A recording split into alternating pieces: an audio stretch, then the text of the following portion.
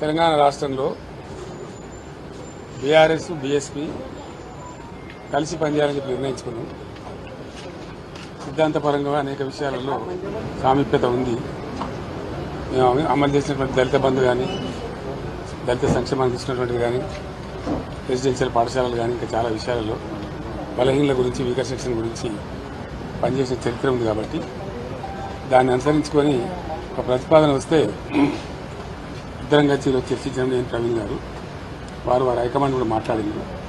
అక్కడి నుంచి వారి అనుమతి తీసుకొని మేము చర్చలు చేసిన తర్వాత కలిసి పనిచేయాలని చెప్పి స్థూలంగా ఒక నిర్ణయానికి వచ్చినాం. పని చేస్తాం కూడా. మిగతా విషయాలు మీకు కావాల్సిన లెక్కలన్నీ రేపు నుండి చెప్తాం.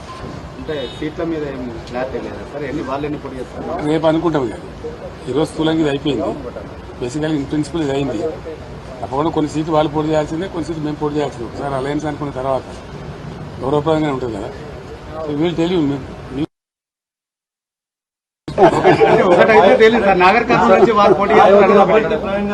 పెద్దపల్లి నుంచి చేద్దా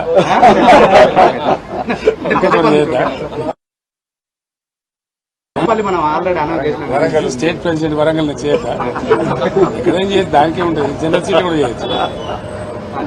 జనరల్ సీట్లు కూడా చేయొచ్చు. నేను ఇంకా తనతో మాట్లాడలేదు. ప్రవీణ్ గారు మాట్లాడి ఓకే చేసుకుని మళ్ళీ నాతో మాట్లాడారు. నేను రేపట్ల మాట్లాడతాను. పాత పరిచయం ఇతర పార్టీలు ఏమన్నా కలిసి వచ్చే అవకాశం చూద్దాం ఏం జరుగుతుందో. నేను సస్పెన్స్ ఎందుకు కదా మనం ఇప్పుడు. Thank you sir. Modi tour నేను సస్పెన్స్ ఎందుకు కదా మనం ఇప్పుడు. Thank you sir. Modi tour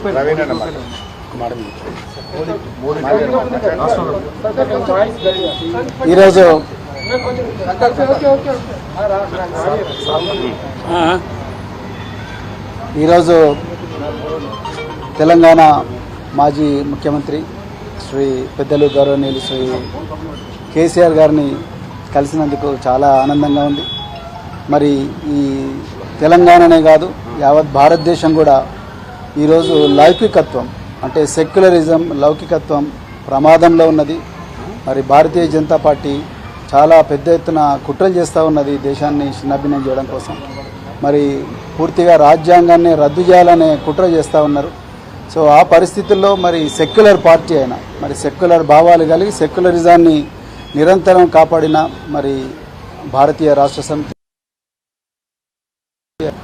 వారు మరి నేను బైంజీ మాయావతి గారి ఆశీస్సులతోని మరి వారిని కూడా కలవడం జరిగింది.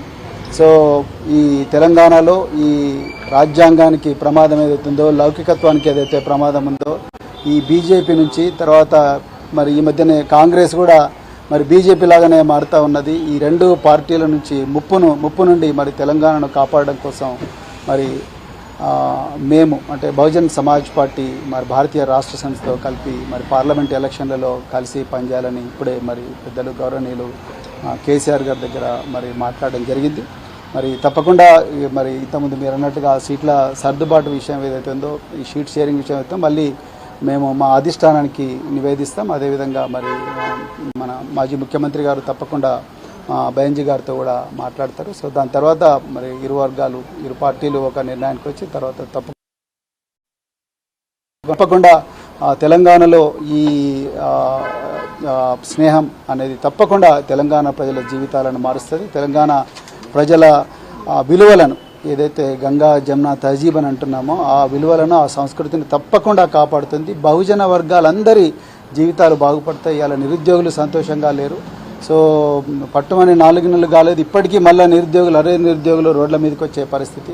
అదేవిధంగా పెద్ద ఎత్తున ఈ లౌకికత్వానికి తూట్లు పొడిచే సంస్కృతి అనేది మరి తెలంగాణలో వస్తూ ఉన్నది. అందుకొరకే ఈ స్నేహం అనేది, ఈ ఐకమత్యం అనేది రాబోయే రోజుల్లో తెలంగాణ సమాజాన్ని చాలా గొప్పగా మార్చబోతున్నది.